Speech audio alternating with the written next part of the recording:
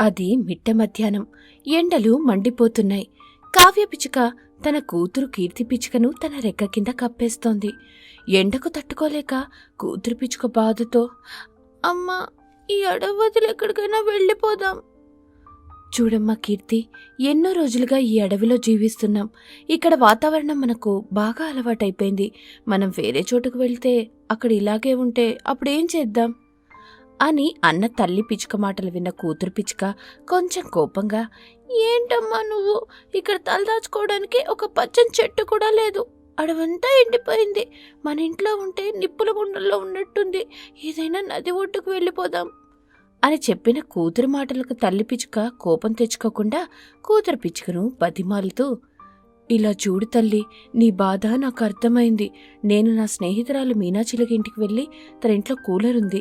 ఈ ఎండాకాలం అయిపోయేంత వరకు మనకు చోటిస్తుందేమో అడిగొస్తాను. నేను కూడా నీతో వస్తాను. ఇక్కడ నన్ను ఒంటరిగా చూస్తే ఆ గ్రద్ద రాకాసి వచ్చి నన్ను తినేస్తుంది.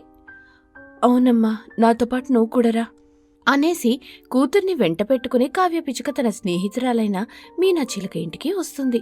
మీనాచిలక తన కుటుంబంతో కూలర్ కింద హాయిగా పడుకొని ఉంటుంది. అప్పుడు కావ్య పిచ్చుక పిలుస్తుంది, మీనాచిలక ఉన్నావా అంటూ కావ్య పిచ్చుక గట్టిగా పిలుస్తుంది. ఆ పిలుపు విన్న మీనాచిలక బయటకు వచ్చి కావ్య పిచ్చుకను చూస్తూ, ఏంటి ఇంత ఎండలో వచ్చావు? అంత బాగానే ఉందా? సారీనే, ఏమనుకోకు. ఇంట్లో మా గయ్యాలత్త గంగమ్మ ఉంది. ఇక్కడి నుండి వెళ్ళిపోవే. నేను సాయంత్రం బయటకు వచ్చినప్పుడు కలుస్తాను.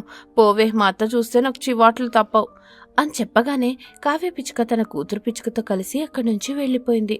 దాంతో మీనాచిలక తనలోనే తను, వామ్మో, ఇది నా ఇంట్లో కూలర్ కింద హాయిగా పడుకోవడానికి కూతురు తీసుకుని వచ్చినట్టుంది. తెలివిగా ఏదో ఒకటి చెప్పి పంపించాను అని అనుకుంటూ మీనాచిలక తన ఇంట్లోకి వెళ్ళిపోతుంది. కావ్య పిచ్చుక దిగులు పడకుండా పక్కనే ఉన్న రాధపావురం ఇంటికి వస్తుంది. రాధపావురం భర్తతో ఏసీ గదిలో ఉంటుంది. కావ్య పిచ్చుక వెళ్లి రాధపావురాన్ని పిలుస్తుంది.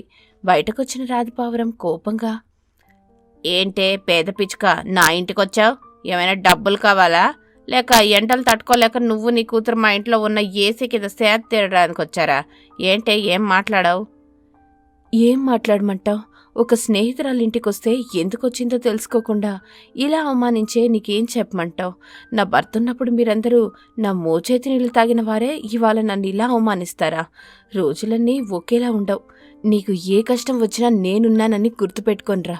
తప్పకుండా నీకు సహాయం చేస్తాను అని చెప్పి కావ్య పిచ్చుక అక్కడి నుంచి వెళ్ళిపోతుంది. అక్కడే ఉన్న రాధపావురం, ఈ మాటలకి ఏం తక్కువ లేదు అమ్మగారికి అని అనుకుని లోపలికి వెళ్లి ఏసీ కింద తన భర్తతో హాయిగా పడుకుంది. కావ్య పిచ్చుక కూతురుతో ఎండలో వెళ్తుండగా ఆకాష్ కాకి ఎదురుపడుతుంది. కావ్య పిచ్చుక చూసి చూడనట్టుగా వెళ్ళిపోతుంది. కాని ఆకాష్ కాకి కావ్య పిచ్చుకకు అడ్డుగా వచ్చి, ఏంటక్కా, ఈ తమ్ముణ్ణి చూసి చూడనట్టుగా వెళ్ళిపోతున్నావు? ఏమైందక్కా? చిన్నప్పటి నుండి కలిసి తిరిగిన స్నేహితులే నన్ను నా పరిస్థితిని చూసి ఎగతాళి చేస్తున్నారు. నిన్న కాక మొన్న పరిచయం అయ్యావు. నువ్వు సాయం చేస్తావని నమ్మకం లేదు నాకు. నువ్వు నన్ను వెళ్ళనివ్వు. అందరూ ఒకేలా ఉంటారని అనుకోగక్క. చనిపోల్సిన నన్ను నీ ప్రాణాలకు తగ్గించి ఆ రాకాసి గ్రద్ద నుండి కాపాడి నాకు పునర్జన్మనిచ్చావు. నేనివాళ బతికున్నానంటే దానికి కారణం నువ్వే. ఈ ప్రాణం నీదక్కా. నీకేం కావాలో అడుగు. ఎంత కష్టమైనా నేను నీకు సాయం చేస్తాను అని అనగానే కావ్య పిచ్చుక జరిగింది మొత్తం చెప్తుంది. అది విన్న ఆకాష్ కాకి నవ్వుతూ, అక్క, మీరేమి కంగారు పడకండి. ఈ పక్కనే నది ఉంది. ఆ నది ఒడ్డున మట్టి దొరుకుతుంది. ఆ మట్టితో మనం ఇల్లు కట్టుకుంటే చల్లగా ఉంటుందక్క. మా ఇల్లు కూడా అక్కడే ఈ మధ్యనే కట్టుకున్నాను. పదండి అని చెప్పిన ఆకాష్ కాకి మాటలు విన్న పిచ్చుకలు సంతోషపడి ఆకాష్ కాకితో నది ఒడ్డుకు బయలుదేరి వెళ్తాయి. అలా కొన్ని రోజుల్లోనే అక్కడ అందమైన మట్టిల్లు కట్టుకుంటాయి. అందులో కావ్య పిచ్చుక, కీర్తి పిచ్చుక ఎంతో సంతోషంగా జీవిస్తుంటాయి. రాధపావురం, మీనాచిలక ఇండ్లలో కరెంట్ వచ్చిపోవడం వల్ల ఏసీ కూలర్ పేలిపోతాయి. కొత్తవి కొనేంత డబ్బులు లేక ఎండకింట్లో ఉండలేక అడవంతా తిరుగుతుంటాయి. నది ఒట్టున మట్టి ఇల్లు కనబడటంతో రాధపావురంతో మీనాచిలక ఇలా అంటుంది, ఏమే రాధపావురమ్మా, అటు చూడు, మట్టిల్లు భలేగా ఉంది. మట్టింట్లో చాలా చల్లగా ఉంటుంది.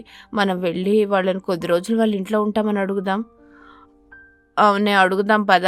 వాళ్ళు ఒప్పుకుంటేనే మన వాళ్ళందరినీ రమ్మని చెప్దాం అనుకుంటూ రాధపావురం, మీనాచిలక కావ్య పిచ్చుక ఇంటికి వెళ్ళి తలుపులు కొడతాయి. ఆ చప్పుడు విన్న కావ్య పిచ్చుక తలుపులు తెరిచి చూస్తే తన స్నేహితులు కనిపిస్తారు. వాళ్ళని ఆప్యాయంగా లోపలికి రమ్మంటుంది. కావ్య పిచ్చుక మనసు అర్థం చేసుకున్న రాధపౌరం మీనాచిలుక సిగ్గుతో అవి ఎంత తప్పు చేశాయో అర్థం చేసుకుని పిచ్చుకను సారీ చెప్పి అక్కడి నుండి వెళ్ళిపోతాయి. చివరికి ఒక మంచి మాట, రోజులు ఎప్పటికీ ఒకేలా ఉండవు. నువ్వు ఎవరికైనా సాయం చేస్తే నువ్వు ఆపదలో ఉన్నప్పుడు తప్పకుండా నీకు సాయం అందుతుంది. రాధపౌరం తన ఇంటి ముందు నీళ్లున్న చిన్న టబ్లో నిలబడి, ఈ విధంగా నేను వేసవి తాపాన్ని తట్టుకుంటున్నాను. ఏంటో వేసవి జీవితం, ఇటు బతకాలని ఉండదు, అటు చావాలనిపించదు. అయినా ఈరోజు ఈ ఆకాష్ కాక్కాడు ఇంకా రాలేదు. బహుశా ఇంకా 2 కానట్టుంది. కానీ నాకు అప్పుడే ఆకలవుతుందే. ఎంత ఆకలైనా ఆకాష్ కాకి వచ్చే వరకు ఎదురు చూపు తప్పదు కదా అని అనుకుంటూ టబ్లోని నీళ్లని అప్పుడప్పుడు మీద పోసుకుంటూ ఉంటుంది. అప్పుడే రాధపావరం దగ్గరికి ఆకాష్ కాకి గొడుగు పట్టుకొని వచ్చింది. వచ్చావా, నేను తలుచుకుంటున్నాను, ఇంతలో నువ్వు వచ్చేశావు అని రాధపావరం చెప్పగానే ఆకాష్ కాకి సంతోషపడింది. ఏమిటి, రాధపావరం నన్ను తలుచుకుంటుందా? అయితే ఈరోజు సెలబ్రేషన్ చేసుకోవాల్సిందే. అలాగని ఇప్పుడు వెళ్ళి కేక్ తీసుకొచ్చి కట్ చేపిస్తావా ఏంటి? చేపించేదాన్నే, కానీ ఇప్పుడు లంచ్ టైం అయింది కదా, అందుకే ఈ కేక్ ప్రోగ్రాం మరెప్పుడైనా పెట్టుకుందామని కవర్ చేయడం ఎందుకు చెప్పు కాకి. లంచ్లా కేక్ని కూడా ఉచితంగా ఇచ్చేవాళ్ళు కానీ పెట్టేవాళ్ళు కానీ లేరని చెప్పొచ్చు కదా. నువ్వు ఒక్కదానివి చాలు నా పరువు తీయడానికి. సరేలే, చేసిన టబ్బాచ్చాలు, ఇక పిచుక హోటల్ దగ్గరికి వెళ్దామా? రోజు వెళ్ళడం బాగుండదు కాకి. ఏం కాదు రాదా, పిచుక ఉచితంగా ఏం చేయడం లేదు, పుణ్యం కోసం చేస్తోంది. అయినా మనం వెళ్ళకపోతే అది ఫీల్ అవుతుంది, వెళ్తే సంతోషపడుతుంది. పిచుక హోటల్కి వెళ్ళి తిందాం, కానీ ఉచితంగా కాదు, ఎంతో కొంత డబ్బులు ఇద్దాం. దానికి కూడా సరుకులు ఊరికే రావు కదా. నువ్విస్తే ఇవ్వు, నేను మాత్రం ఇవ్వను. ఉచితంగా తింటాను. పిచుకను ప్రేమిస్తున్న ప్రేమికుడిగా నువ్వు ఉచితంగా తినొచ్చు, పిచుక హోటల్లోనే ఉండొచ్చు, పిచుకని ప్రేమగా చూసుకోవచ్చు. కానీ మాకు అలాంటి అవకాశం లేదు కదా. అందుకే ఎంతో కొంత డబ్బులు ఇవ్వాలని నేను డిసైడ్ అయ్యాను. ఇందుకు నువ్వు ఒప్పుకుంటేనే నేను పిచుక హోటల్కి వస్తాను, లేదంటే రాను. ఇంట్లోనే ఏదో ఒకటి చేసుకొని తింటాను. డబ్బులని ఇస్తానని నువ్వు అంత గట్టిగా ఉంటే నేను మాత్రం ఎందుకు వద్దనంటాను రాదా. సరే, నీ ఇష్టం. నేను మాత్రం అడ్డు చెప్పను, అడ్డు రాను, ఎలాంటి అడ్డు పుల్లా వేయను. సరేనా? సరే కాకి, నువ్వు వెళ్ళి వాసుకి కొంగని, మీనా చిలుకని, మధుగ్రద్దని కూడా పిలుస్తూ ఉండు. నేను కొంచెం మేకప్ వేసుకొని వస్తాను. ఆలస్యం చేయొద్దు రాదా అని చెప్పి ఆకాష్ కాకి అక్కడి నుంచి గొడుగు పట్టుకుని బయలుదేరి వాసుకి కొంగ దగ్గరికి వచ్చింది. వాసుకి, రెడీగా ఉన్నావా? ఉన్నాను, కానీ నేను డబ్బులు ఇద్దామని ఫిక్స్ అయ్యాను. అందుకు ఒప్పుకుంటేనే నేను పిచుక హోటల్కి వస్తాను, లేదంటే లేదు. రానంటే రాను. ఈరోజు ఏమైంది మీ అందరికీ? రోజు పిచుక హోటల్కి వెళ్ళి ఉచితంగా కడుపు నిండుగా తినేసి వస్తున్నాం కదా. కొత్తగా ఈ డబ్బులు ఇచ్చే కాన్సెప్ట్ ఏమిటి వాసుకి? అంటే నాలాగే ఇంకెవరైనా పిచుకకు డబ్బులు ఇవ్వాలని ఫిక్స్ అయ్యారా? అవును, అయ్యారు. ఎవరు? ఇంకెవరు, రాధపావరం. అది డబ్బులు ఇస్తానని అంటుంది. ఇస్తే మంచిదే కదా. ఎలాగో పిచుక హోటల్కి గిరాకీ లేదని అది మనకు ఫ్రెండ్ అని చెప్పి రోజు లంచ్ టైంకి ఇలా వెళ్ళి ఉచితంగా తిని రావడం ఏం బాగుంటుంది చెప్పు. సరే, డబ్బులు ఇవ్వాలని మీరంతా ఫిక్స్ అయ్యాక నేను మాత్రం ఏం చేస్తాను, రెడీ అయితే వెళ్దాం అని అంటుండగా వాసుకి కొంగ ఇంటికి మీనా చిలక వచ్చింది. హాయ్ మీనా. హలో ఆకాష్. నీ దగ్గరికే వద్దామని అనుకుంటున్నాను, నువ్వే ఇక్కడికి వచ్చావు. ఇక పదండి, పిచుక హోటల్కి వెళ్దాం. ఏమే వాసుకి, మనం డబ్బులు ఇస్తున్న విషయం కాకి చెప్పావా? చెప్పానే. మీరందరూ డబ్బులు ఇవ్వాలని ఫిక్స్ అయ్యాక నాకెలాంటి అభ్యంతరం లేదు. పిచుక నాది కాబట్టి, తన హోటల్ నా హోటల్ కాబట్టి నేను ఎలాంటి డబ్బులు ఇవ్వను. అదే తప్పు ఆకాష్ కాకి. పిచుకను ప్రేమించడం అంటే తన హోటల్ వ్యాపారం సరిగ్గా లేదు కదా. ఏదైనా ఒక ఐడియా చేసి డెవలప్మెంట్ చేయాలి, కానీ ఇలా వండిన ఫుడ్ వేస్ట్ కాకుండా ఫ్రెండ్స్ అందరినీ తీసుకెళ్లి కడుపు నిండా ఉచితంగా భోజనం పెట్టడం కాదు. సరే పదండి అని అన్నీ కలిసి బయలుదేరి దారిలో మధుగ్రద్దని కూడా కలుపుకొని అడవిలో ఒకచోట పిచుక మామిడాకుల హోటల్ని బోర్డున్న స్టాండ్ మీద చిన్నారి కీర్తి పిచుక వాలింది. ఆ బోర్డు దగ్గరికి వచ్చాయి. కీర్తి పిచుక వాటిని చూసి సంతోషపడుతూ, వచ్చారా, కొంచెం వెయిట్ చేయండి, హోటల్లో కూర్చోడానికి స్థలం లేదు, కావాలంటే ఎవరో ఒకరు వెళ్ళి చూసిరండి. పిచుక మామిడాకుల హోటల్ ఏమిటే కీర్తి? సమ్మర్ కదా, మమ్మీ పెట్టిన హోటల్ కూలింగ్ లేక ఎవరూ రావడం లేదని గ్రహించింది. హోటల్ పైన ఎండకు నీళ్ల పైప్ పట్టుకొని నిలబడి ఉండటం సాధ్యం కాదు కదా అని మమ్మీ బాగా ఆలోచన చేసి చల్లగా ఉండే మామిడాకులతో హోటల్ కట్టింది. ఇప్పుడు ఫుల్ బిజీగా ఉంది అని చెబుతుండగా కావ్య పిచ్చుక వాటి దగ్గరకు వచ్చి వాటిని తీసుకొని హోటల్లోకి వెళ్ళింది. చాలా చల్లగా ఉంది. ఒక చోట టేబుల్ ఏర్పాటు చేసి అన్నింటికీ భోజనం పెట్టింది. అన్నీ కడుపు నిండా తినేసి ఇవ్వాలనుకున్న డబ్బులిచ్చేసి సంతోషంగా పిచ్చుక మామిడాకుల హోటల్ నుంచి వెళ్ళిపోతాయి. పిచ్చుక మామిడాకుల హోటల్ని నడుపుతూ కూతురు పిచ్చుకను చూసుకుంటూ సంతోషంగా జీవిస్తూ ఉంటుంది. పిచ్చుక మామిడి ఆకుల ఇల్లు. ఒక అడవిలో ఇల్లు కట్టుకుని నివాసముంటున్న రాధపావురానికి ఒక మామిడి చెట్టు ఉంటుంది. వేసవికాలం. పైగా ఆ మామిడి చెట్టు బాగా కాసిన మామిడికాయలతో నిండుగా ఉంది. మెడలో వేసుకున్న సెల్ఫోన్తో ఆ చెట్టు తిరుగుతూ కాసిన మామిడికాయలను చూస్తూ మురిసిపోతూ ఉంటుంది. ఆహా, ఈ ఏడాది కూడా నా అదృష్టం పండింది. నాకున్న ఈ ఒకానొక మామిడి చెట్టు మంచిగా మామిడికాయలను కాసింది. లాస్ట్ ఇయర్లా అత్యాసపడకుండా అనుకూలమైన ధరకి మామిడికాయలను అమ్ముకొని ఆనందంగా జీవిస్తూ ఉంటాను, బ్రహ్మాండంగా బతుకుతూ ఉంటాను అని అనుకుంటూ ఆ చెట్టు మీద వాలింది. దిక్కులు చూస్తూ ఎవరైనా మామిడికాయలను కొనడానికి వస్తారేమో చూస్తుండాలి అని చూసుకుంటూ ఉండగా తన మెడలో ఉన్న సెల్ఫోన్ రింగ్ అయింది. హలో, ఎవరు? హలో అక్క, నేను వాసుకిని. ఓ నువ్వా, ఇంకా బతికే ఉన్నావా? అయినా మాట్లాడనని శపథం చేసిన దానివి ఈరోజు బాగానే ఫోన్ చేశావు. బాగానే కాదక్కా, బాధతో చేశాను. తెలిసే, ఎప్పటికైనా నువ్వు నా కాళ్ళ దగ్గరికే వస్తావని. అయినా ఏదైనా అవసరం ఉంటేనే ఈ అక్క గుర్తుకొస్తుంది, లేదంటే లేదు. ఇప్పుడు నేను తప్ప ఎవ్వరూ నీకు సహాయం చేసేవాళ్ళు లేరని చేసిన శపథాన్ని కూడా పక్కన పెట్టి నాకు ఫోన్ చేశావంటే నీ అవసరం ఎంత ముఖ్యమో నేను అర్థం చేసుకోగలను. అది కాదక్కా, నేను చెప్పేది ఒకసారి విను. నా దగ్గరైతే ఇప్పుడు డబ్బులు లేవు. నేనిస్తానని ఎలాంటి ఆశలు పెట్టుకోవద్దు. నాకు కూడా ఆర్థిక ఇబ్బంది చాలా ఉంది అని కుండ బద్దలు కొట్టినట్టుగా చెప్పేసింది.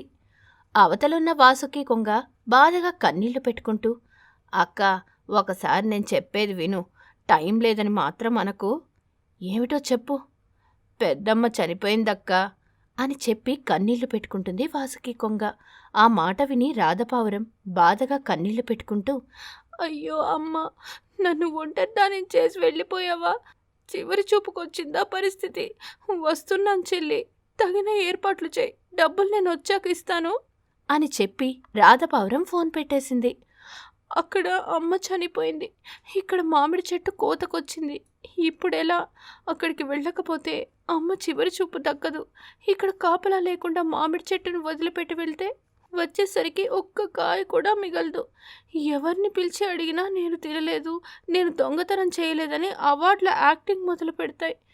ఎవరినో ఒకరిని కాపలా పెట్టి వెళ్తాను, కానీ ఎవరిని పెట్టాలి అని అనుకుంటూ అలా ముందుకు వెళ్తుండగా ఒక చెట్టు మీద ఆకాష్ కాకి ఇల్లు కనబడింది.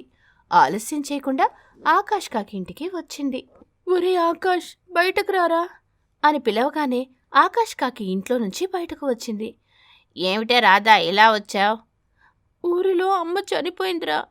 డబ్బులేమైనా కావాలా? డబ్బులు కాదురా, నా మామిడి చెట్టుకి కాపలా ఉండాలి. నేను ఒక 10 రోజుల్లో తిరిగి వస్తాను. కాపలానా? నా వల్ల కాదే, మరెక్కడైనా ట్రై చేయి అని చెప్పి లోపలికి వెళ్ళిపోతుంది. బాధగా అక్కడి నుంచి వెళ్తూ, వీడెప్పుడూ ఇంతే, వేరే వాళ్ళకి సహాయం చేస్తాడు కానీ నాకు మాత్రం చేయడు అని అనుకుంటూ వెళ్తుండగా మరొక చెట్టు మీద పండు తింటున్న మీనాచిలుక కనపడింది. దీనిని అడుగుతాను, నేను దీనికి ఎన్నోసార్లు సహాయం చేశాను అని అనుకుంటూ మీనాచిలుక దగ్గరకు వచ్చింది. ఏమిటే రాధా, ఆకలిగా ఉందా? పండు కావాలా? పండు కాదే, నా మామిడి చెట్టుకు కాపలా కావాలి. నువ్వెక్కడికి వెళ్తున్నావు? ఊరిలో అమ్మ చనిపోయింది, వెళ్ళకపోతే బాగుండదు కదా. కాపలా ఉండటానికి నాకు ఎలాంటి అభ్యంతరం లేదు, కానీ ఆకలి వేసినప్పుడల్లా ఒక కాయ తింటాను, అందుకు నువ్వు ఒప్పుకుంటేనే. వద్దులేవే, నేను వచ్చే వరకు చెట్టును ఖాళీ చేస్తావు అని చెప్పి అక్కడి నుంచి రాధపావురం ముందుకు వెళ్తూ ఉంటుంది. మరికొంత దూరం వెళ్ళిన తర్వాత కోపంగా తన 2 పిల్లలను బెదిరిస్తున్న లక్ష్మి పిచ్చుక కనబడింది. ఆడపిల్లలు పుట్టారు, వీళ్ళు నాకొద్దని నీ అయ్య వదిలిపెట్టి వెళ్ళిపోతే నేను మిమ్మల్ని కష్టపడుతూ సాక్కుంటున్నాను. సమ్మర్ వచ్చింది, చల్లగా ఉండాలి, కూలర్ కావాలి, ఏసీ కావాలి అంటే కుదరదు. ఎండలు మరింత ఘోరంగా మండినా సరే ఇదే ఇల్లు, ఇంట్లో ఉన్నది అదే ఫ్యాన్ అని అంటుండగా తన ఇద్దరు ఆడపిల్లలు సిరి, శశి పిచ్చుకలు బాధగా ఏడుస్తున్నాయి. వాటి దగ్గరకొచ్చింది రాధపావురం. ఏమిటా రాధక్క ఇలా వచ్చావు? చెల్లి, ఇంటి దగ్గర అమ్మ చనిపోయింది. అయ్యో అక్క, ఈ ఎండకి ఇద్దరు పిల్లని తీసుకొని నేనెక్కడొస్తానక్క, నువ్వెళ్ళిరా. నేను వెళ్తాను, కానీ నా మామిడి చెట్టు కాపలాగా ఉండవే, నేను రాగానే నువ్వు మళ్ళీ నీ ఇంటికొద్దువు అని బతిమాలుతుంది. కాపలా ఉండటానికి లక్ష్మి పిచ్చుక ఒప్పుకుంటుంది. దాంతో సంతోషంగా రాధపావురం అక్కడి నుంచి వెళ్ళిపోతుంది. లక్ష్మి పిచ్చుక తన పిల్లల్ని తీసుకొని మామిడి చెట్టు దగ్గరికి వస్తుంది. పిల్లలతో రాత్రి పగలు అనే తేడా లేకుండా మామిడి చెట్టు చుట్టూ తిరుగుతూ కాపలా కాస్తూ ఉంటుంది. పిల్లలకు మామిడి చెట్టుకుండా చాలా చల్లగా హాయిగా ఉంటుంది. రోజులలా గడుస్తూ ఉంటాయి. ఓ రోజు ఎండపూట. అమ్మా, బయట అంతా ఎండగా ఉంటే ఈ చెట్టు కింద మాత్రం చాలా చల్లగా ఉంది. అవునమ్మా. మామిడి చెట్టు గొప్పతనం అదే పిల్లలు అని చెప్పి తనలో తను, మామిడాకులతో ఇల్లు కడితే పిల్లలు చల్లగా ఉంటారు కదా, రాధ వచ్చాక మామిడాకులను తీసుకెళ్ళాలి అని అనుకుంటూ ఉండగా రాధపావురం తిరిగొచ్చింది. చాలా సంతోషమే, ఈ 10 రోజులు కాపలా ఉండి నా మామిడి చెట్టును చూసుకున్నందుకు. ఇక మీ ఇంటికి వెళ్ళండి. అక్క, కాపలా ఉన్నందుకు మామిడాకులు ఇవ్వక్క. అయ్యో చెల్లి, ఆకులే కదా, నీకు కావలసినవి తీసుకో అని చెప్పగానే లక్ష్మీ పిచ్చుక కావలసిన మామిడాకుల్ని కోసుకొని తన పిల్లలకిస్తుంది. తను పట్టుకుంది. ముగ్గురు మామిడాకులు పట్టుకొని తమ ఇంటికి వస్తారు. లక్ష్మీ పిచ్చుక మామిడాకులతో ఇంటిని కడుతుంది. అది చూసి పిచ్చుక పిల్లలు సంతోషపడతాయి. ఒక అడవిలో చాలా ఏళ్లగా ఒక పిచ్చుక సమోసా వ్యాపారం చేసుకుంటుంది. ఆమె చేసే సమోసాల రుచంటే ఆ అడవిలో ఉన్న పక్షులకి చాలా ఇష్టం. అందుకే ఏళ్లు గడుస్తున్నా ఆ రుచినే మెయింటైన్ చేస్తూ అత్యాశకి పోకుండా మారుతున్న కాలానికి తగినట్టు పెంచుతున్నా తక్కువ ధరలకే తన సమోసాలు అమ్మడం వల్ల ఆ పిచ్చుక అమ్మే సమోసాలకి అడవిలో డిమాండ్ చాలా ఎక్కువ. ఒకసారి ఒక పావురం వచ్చి సమోసాలు అమ్ముకుంటున్న పిచ్చుకతో ఇలా అంటోంది. చూడు పిచ్చుక, నీ సమోసాలంటే మన అడవిలో చాలా ఫేమస్ కదా, మరి అలాంటి డిమాండ్ ఉన్న సమోసాల వ్యాపారం నువ్వు ఒక బ్రాంచ్ తోటే ఎందుకు నడుపుతున్నావు? మరి ఎవరి సహాయమైనా తీసుకొని మరో బ్రాంచ్ తెరిస్తే నీకే లాభం కదా అని ఉచిత సలహా ఒకటి పడేసింది. అప్పుడు పిచ్చుక ఇలా బదిలిస్తుంది. వద్దులే పావురం, ఆ దేవుడు మనకి వరమిచ్చినా శాపాన్నిచ్చినా పరీక్షించడానికే ఇస్తాడంటారు. దానిలో మన నిజాయితీ ఏంటో, మన అత్యాశ ఏంటో అన్నీ కనిపెడతాడంట. కాబట్టి నాకున్న ఈ ఒక్క వ్యాపారం చాలు, ఇందులో వచ్చేది ఎంతైతే అంతే. అలా కాదు పిచ్చుక, ఇందులో నీకెంత మిగిలొచ్చో చెప్పు. మహా అయితే పెట్టిన పెట్టుబడి వస్తుందేమో, అంతే కదా. లాభం ఆశించకుండా వ్యాపారం చేయడం సరికాదు కదా. అలా అయితే నేను వ్యాపారం కాదు చేసేది, కూలి పని అనుకుంటాను. ఇప్పుడు డబ్బు ఆశలో పడి వాళ్ళని వీళ్ళని నమ్మి నాకున్న పేరును చెడగొట్టుకోలేను కదా అనేసి ఆ పిచ్చుక అక్కడి నుండి వెళ్ళిపోయింది. ఆ పావురం వెలుగులు చిమ్ముతూ దేవుడి పావురంగా మారి అక్కడి నుండి మాయమైపోయింది. అలా పిచ్చుక నిజాయితీకి దేవుడి పావురం పరీక్ష పెట్టిన కొన్నాళ్ల తర్వాత ఆ అడవిలోనే ఉండే ఒక డబ్బున్న గ్రద్ద కన్ను పిచ్చుక చేస్తున్న సమోసా వ్యాపారం మీద పడింది. ఏంటి, ఇంత పెద్ద అడవిలో చాలా పెద్ద వ్యాపారం చేసుకోవడానికి అవకాశం ఉంటే ఈ చిల్లరి పిచ్చుక చిల్లర వ్యాపారం చేస్తుందా? అసలు పేదదానికి వ్యాపారం చేసే అర్హత ఏముంది? వ్యాపారం అంటే నాలాంటి డబ్బున్న వాళ్ళు కదా చెయ్యాలి అనుకొని ఆ పిచ్చుకని పిలిపించి వ్యాపారం మానేయమని డబ్బు అహంకారంతో బెదిరించాడు. అప్పుడు ఆ పిచ్చుక ఇలా బదిలిస్తుంది. చూడండి గ్రద్దగారు, నేను చేసే సమోసా వ్యాపారం చాలా చిన్నది, కాబట్టి మీరు చెయ్యాలనుకుంటే నేను మీకు అడ్డవుతానా చెప్పండి. పైగా ఎన్నో ఏళ్లుగా నాకున్న బ్రతుకు తెరువు ఇదే, ఇది లేకపోతే నాకు జీవితం సాగదు అని చాలా నిజాయితీగా తన మనసులో ఉన్న అభిప్రాయాన్ని చెప్తుంది. అప్పుడు డబ్బున్న అహంకారంతో ఆ గ్రద్ద ఇలా అంటోంది. చూడు, నేను ఏ విషయమైనా ఒక్కసారే చెబుతాను, నీ మంచి కోసమే చెబుతున్నాను, విను అని ఆఖరికి హెచ్చరించిన పేద పిచ్చుక ఆ హెచ్చరికని పెద్దగా పట్టించుకున్నట్టు వెళ్ళిపోయింది. అందుకే గ్రద్దకి ఆ పిచ్చుక తీరుకి ఆహం దెబ్బతిని కొందరు కిరాయి కాకి రౌడీల్ని పంపి పిచ్చుక అమ్ముకునే సరుకంతా నేలపాలు చేయించి ఆమెకున్న ఆ కాస్త ఆధారం లేకుండా చేశాడు. తరువాత చాలా ఫ్రాంచైజీస్ తెరిచి చాలా భారీ ఎత్తున సమోసా వ్యాపారం మొదలుపెట్టాడు. కానీ అప్పటి వరకు అడవిలో పిచ్చుక అమ్మే రుచికరమైన సమోసాలు తినేవాళ్లకు ఈ గ్రద్ద అమ్ముతున్న సమోసాలు నచ్చడం లేదు. పైగా వ్యాపారం అంటే డబ్బు సంపాదనే అనుకునేవాడు కనుక సరుకు క్వాలిటీలో కూడా పెద్దగా జాగ్రత్తలు తీసుకోవటం మానేసరికి వ్యాపారం సాగుతుందా అంటే సాగుతుంది అన్నట్టే ఉంది. మరోవైపు గ్రద్ద దౌర్జన్యం వల్ల సర్వం కోల్పోయిన పేద పిచ్చుక బాధగా వెళ్తుంటే దేవుడి పావురం ప్రత్యక్షమై, చూడు పిచ్చుక, దేవుడి మీద జీవితం మీద నీకున్న నమ్మకానికి మెచ్చి నేను నీకు ఒక కానుక ఇస్తాను అని పిచ్చుకకి ఒక మ్యాజికల్ గోల్డెన్ సమోసా ఇచ్చి, ఇది మ్యాజికల్ గోల్డెన్ సమోసా, నువ్వు దీన్ని కోరితే ఇది నీకు ఎన్ని సమోసాలైనా ఇస్తుంది. ఇక నుండి పైసా పెట్టుబడి లేకుండానే నువ్వు సమోసాలు అమ్ముకోవచ్చు అని పిచ్చుక ఏదో బదులిచ్చేలోపే దేవుడి పావురం మాయమైపోయింది. ఇక తనకు దొరికిన మ్యాజికల్ గోల్డెన్ సమోసా తీసుకొని ఇంటికి వెళ్ళిన పిచ్చుక మళ్ళీ వ్యాపారం చెయ్యాలా వద్దా అని ఆలోచనలో పడింది. దేవుడు నిజంగానే విచిత్రమైనోడు. నాకు వ్యాపారం ఉన్నప్పుడు సరుకు ఎక్కువ అవసరం ఉన్నప్పుడు సరుకు లేదు, కానీ ఇప్పుడు వ్యాపారమే లేదు, కానీ ఎంత సరుకైనా వస్తుందని ఆ దేవుడి పావురం ఈ మ్యాజికల్ సమోసా ఇచ్చి వెళ్ళింది. మరోవైపు వ్యాపారం చేస్తే ఆ గ్రద్ద నా దుకాణం మీద పడి మొత్తం నాశనం చేస్తుంది. ఒక పని చేస్తాను, బయట దుకాణం అని కాకుండా ఇంట్లోనే సమోసాలు అమ్ముకుంటాను, తెలిసిన వాళ్లే వస్తారు, అయినంత వ్యాపారమే అవుతుంది అనుకొని ఏ ఆర్భాటం లేకుండా ఇంట్లోనే ఆ మ్యాజికల్ గోల్డెన్ సమోసా ద్వారా వచ్చే అద్భుతమైన రుచికరమైన సమోసాలను అమ్మడం మొదలుపెట్టింది. ఆ విషయం ఆ నోట ఈ నోట అడవిలో అందరి పక్షులకి తెలిసిపోవడంతో అక్కడక్కడ ఒకరు ఇద్దరు అప్పటి వరకు గ్రద్ద అమ్మే చెత్త సమోసాలు కొనేవారు కూడా మానేసి పిచ్చుక ఇంటికి వచ్చి సమోసాలు కొనుక్కొని వెళ్ళేవారు. ఇది గమనించిన గ్రద్ద ఇలా అనుకుంటుంది, ఆ పిచ్చుకని ఎంత భయపెట్టినా బుద్ధి రాలేదు, మళ్ళీ ఇంట్లో సమోసా నమ్ముతోంది, దీనికి ఎలాగైనా బుద్ధి చెప్పాలి అనుకుంటూ ఉండగా ఆ గ్రద్ద భార్య కలగజేసుకొని, చూడండి, ఎప్పుడు ఆవేశంగానే కాదు, అప్పుడప్పుడు తెలివిగా ఆలోచించండి. అందరికీ ఆ పిచ్చుక అమ్మే సమోసాలే నచ్చుతుంటే మీరు ఆ పిచ్చుకతో డీల్ మాట్లాడుకొని ఆ తయారు చేసిన సమోసాలు మీకే ఇమ్మనండి.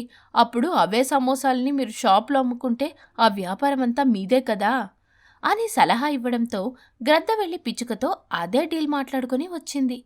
దాని ప్రకారం తన అన్ని షాపులకు కావలసినన్ని సమోసాలు పిచ్చుక సప్లై చేస్తే గ్రద్ద ఆమెకు కొంత డబ్బు ఇచ్చి తీసుకెళ్లేవాడు. కానీ పిచ్చుక ఇచ్చేవి తాను తయారు చేసే సమోసాలు కాకుండా ఆ మ్యాజికల్ గోల్డెన్ సమోసా ఇచ్చిన సమోసాలు కావడంతో అవి పిచ్చుక నుండి గ్రద్దకి చేరి అతను అమ్ముకునేసరికి కంపు కొడుతూ వాటిని తిన్నవారికి ఆరోగ్యాలు పాడవుతూ ఉండేవి. అనారోగ్యాలు పాలవుతున్న పక్షులందరూ గ్రద్దకి బాగా దేహశుద్ధి చేసి అతని చేత వ్యాపారం మాన్పించారు.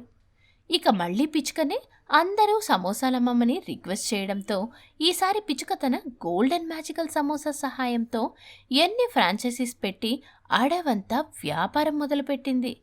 అందువల్ల చాలామందికి పని దొరికింది. అలా ఒక నిజాయితీ గల పిచ్చుకకి లభించిన మ్యాజికల్ గోల్డెన్ సమోసా పిచ్చుకతో పాటు చాలామంది కడుపులు నింపసాగింది. తల్లిగారింటి దగ్గర ఉన్న గర్భవతి పిచ్చుక గూటి బయట నిలబడి వారం రోజుల తర్వాత ఫారెన్ నుంచి తిరిగి వస్తున్న తన భర్త కాకి కోసం ఆశగా ఎదురుచూస్తూ తనలో తను సంతోషపడుతూ, 5 months బ్యాక్ వెళ్ళినప్పుడు నేను మరింత అందంగా ఉండాలని అదిరిపోయే మేకప్ కిట్ ఫారెన్ నుంచి తీసుకొచ్చాడు. 3 months బ్యాక్ వెళ్ళినప్పుడు తెలుగువారు అక్కడ కట్టుకున్న ఖరీదైన చీర తీసుకొచ్చాడు. ఇప్పుడు 1 week అవుతోంది వెళ్ళి, నా భర్త నా కోసం ఫారిన్ నుంచి ఇప్పుడు ఏం తీసుకొస్తాడో అని సంబరపడుతున్న పిచ్చుక కూతురు దగ్గరకు తల్లి పిచ్చుక వచ్చింది. ఏమే కూతురు పిచ్చుక, ఫారిన్ నుంచి రావాల్సిన విమానం అప్పుడే వచ్చేసిందంట, మరి కాకల్లుడు ఇంకా రాలేదు, ఏమై ఉంటుంది? అబ్బా అమ్మా, ఆయన వెళ్ళింది ఆఫీస్ పని మీద, జాలీ ట్రిప్ మీద కాదు. ఎయిర్పోర్ట్ నుంచి ఆఫీస్కు వెళ్ళి ఫారిన్ వర్క్ డీటెయిల్స్ ఇచ్చి ఇంటికి రావాలి, కాస్త టైం పడుతుంది. ఏం టైమో ఏమో లేవే, అల్లుడు చేసే ఆఫీస్కు ఫోన్ చేసి ఎప్పుడైనా కనుక్కున్నావా? అల్లుడు వెళ్తున్నది ఆఫీస్ వర్క్ మీదేనా కాదా అని కనుక్కోవాలని అనుకున్నానమ్మా. కానీ ఆయనే ఒక రోజున వాళ్ళ ఆఫీస్కి ఫోన్ చేసి నా గురించి వివరాలు అడిగితే అందరి ముందు నన్ను తక్కువ చేసిన దానివవుతావు అని ఇంకేదో చెప్పబోతుండగా తల్లి పిచ్చుక కల్పించుకొని అని అల్లుడు గారు చెప్పగానే నువ్వు అది గుడ్డిగా నమ్మేశావు కదా. కాకి అల్లుడు అంతలా చెబుతున్నప్పుడైనా ఆలోచించి ఉండాల్సింది కదా కూతురా. అమ్మా, నువ్విలా గాబరా పడితే నేనిక్కడ ఉండను. తిరిగి మా ఇంటికి వెళ్ళిపోతాను. ఎలాగో ఆయన ఆఫీస్ పని ముగించుకొని ఫారెన్ నుంచి వచ్చాడు. ఇక్కడికి రాకుండా మా ఇంటికే రమ్మని చెబుతాను. అది కాదమ్మా, నా బాధ నీకు అర్థం కావడం లేదు. గర్భవతి పెళ్ళం వద్దు, ఆఫీస్ ప్రియురాలే ముద్దు అని డాడీ చేసినట్టుగా మా ఆయన కూడా చేస్తారని నువ్వు భయపడుతున్నావు. కానీ అలా జరగదు. ఇక్కడే ఉంటే పనికి మాలిన నీ అనుమానపు ఆలోచనలతో నా బుర్ర మొత్తం తినేస్తావు. నన్ను మా ఇంటి దగ్గర దిగబెట్టి వద్దు పదా అని లోపలికి వెళ్ళిపోతుంది. కూతురు పిచ్చుక తల్లి పిచ్చుక ఎంత చెప్పినా వినకుండా తన బట్టలున్న సంచిని కూతురు పిచ్చుక పట్టుకుంటుంది. ఇక చేసేదేమీ లేక కూతురు పిచ్చుక చేతిలో ఉన్న బట్టల సంచిని తీసుకుంది. టార్చ్ కూడా పట్టుకుంది. ఈ టార్చ్ ఎందుకు? మనం వెళ్లే వరకు చీకటి పడేలా ఉంది కదా తల్లి, పనికొస్తుంది అని చెప్పి టార్చ్ని పట్టుకొని గర్భవతి కూతురు పిచ్చుకను తీసుకొని గూటు నుంచి బయలుదేరుతుంది. ఈ విషయం తెలియని కాకి తన బెడ్రూంలో తలకి మల్లెపూలు కట్టుకొని చేతులకు మల్లెపూలు చుట్టుకొని మెడలో మల్లెపూల దండ వేసుకొని ఆహా, అదృష్టమంటే నాదే. కడుపుతో ఉన్న నా పెళ్ళాం పుట్టింట్లో బిక్కుబిక్కుమంటూ నా కోసం ఎదురు చూస్తుంటే నేను మాత్రం ఆఫీస్ ఇచ్చిన ప్రియురాలతో నా ఇంట్లో నా బెడ్ మీద ఎంజాయ్ చేస్తున్నాను అంటూ ఒక చేతిలో ప్లేట్ పట్టుకొని మరొక చేత్తో ఆ ప్లేట్లో ఉన్న పూలని చల్లుతూ ఉంటుంది. అప్పుడే తలుపు తీసుకొని పిచ్చుక తన తల్లి పిచ్చుకతో లోపలికి వస్తుంది. కాకి అయోమయంగా చూస్తూ తలగిక్కుంటూ అలా తన భార్యని తన అత్తని చూస్తూ ఉంటుంది. ఇంతలా బాత్రూంలో నుంచి భుజాల వరకు టవల్ చుట్టుకొని పావురం వచ్చింది. అంతే, భార్య పిచ్చుక తల్లి పిచ్చుక షాక్. పావురం షాక్, కాకి షాక్.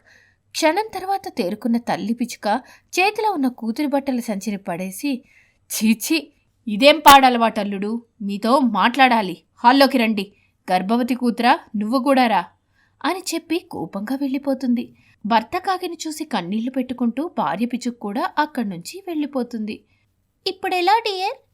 డోంట్ వరీ, ఎలాగో తెలిసిపోయింది కదా, నేను మేనేజ్ చేస్తాను అని చెప్పి ఆ మల్లె పువ్వులతోనే హాల్లోకి వస్తుంది కాకి.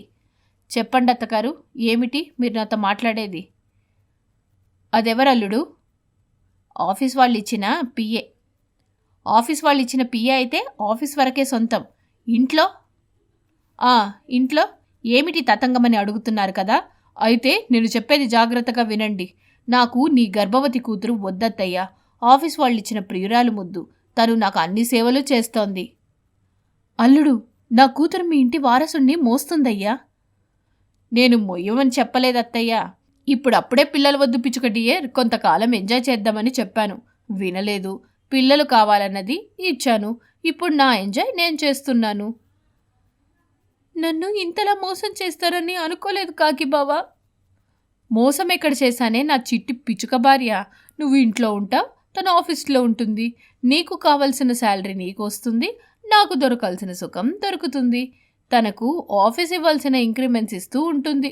ఇక్కడ ఎవరికెవరూ మోసం చేయడం లేదు. ఇప్పుడు ఇదంతా వద్దు. తనని పంపించేసి నాతో ఉంటారా ఉండరా? నాకు దొరకాల్సిన సుఖం నీ దగ్గర దొరుకుతుందా? ఇప్పుడా? ఎలా సాధ్యం? నేను డెలివరీ కావాలి. అట్లీస్ట్ 2 months పడుతోంది అని చెబుతుండగా పావురం హాల్లోకి వస్తుంది. డార్లింగ్, ఇంకెంతసేపు వెయిట్ చేయాలి?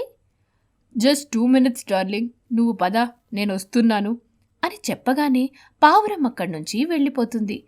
అప్పటి వరకు పస్తులు పడుకోవడం నా వల్ల కాదు పిచ్చుక భార్య, ఇక నువ్వు వెళ్ళొచ్చు అని చెప్పి గర్భవతి అయిన తన భార్య పిచ్చుక చేతిని పట్టుకొని బయటకు తీసుకొచ్చి వదిలిపెట్టి తలుపు వేసుకుంటుంది కాకి. ఏడుస్తున్న తన గర్భవతి పిచ్చుకను తీసుకొని తల్లి పిచ్చుక బాధపడుకు తల్లి, అల్లుడికి తగిన శాస్త్రి జరిగిన తర్వాత మన దగ్గరికే వస్తాడు అని ఓదార్చుతూ తీసుకెళ్ళిపోతుంది. కాకి పావురంతో ఎంజాయ్ చేస్తూ ఉంటుంది.